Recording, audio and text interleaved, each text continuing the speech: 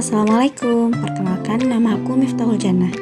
Aku kembali lagi dengan membawakan rangkuman mengenai ulasan karya kita atau yang kita kenal dengan teks ulasan.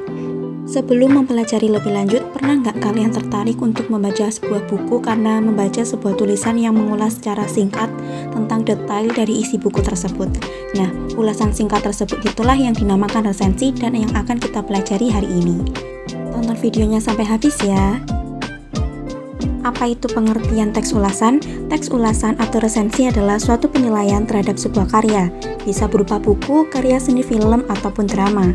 Sedangkan ada pengertian lain yang menyebutkan bahwa teks ulasan adalah suatu tulisan yang di dalamnya berisi tentang pertimbangan atau penilaian terhadap suatu objek, karya, atau buku.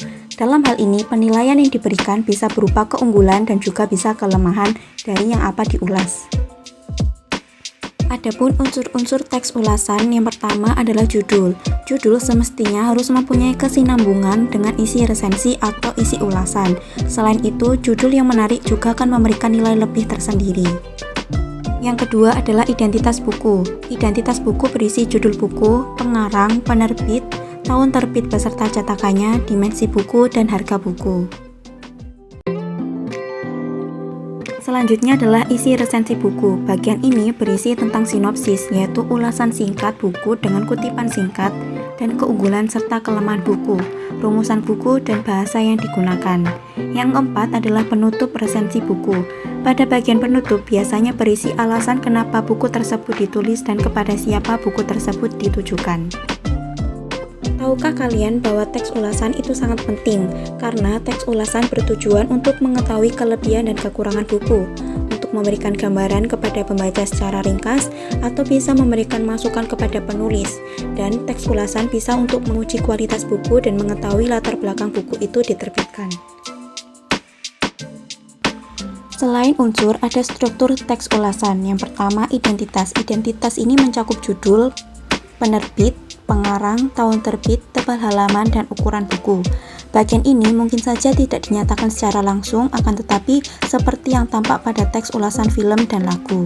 Yang kedua adalah orientasi.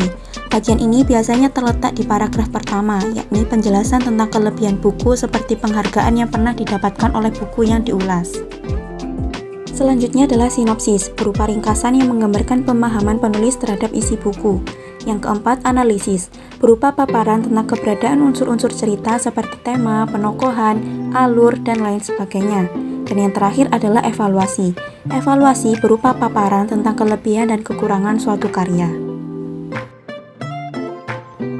Sama halnya dengan jenis teks lainnya, teks ulasan juga memiliki kekhasan kaidah kebahasaan, seperti yang tampak pada yang ada di layar.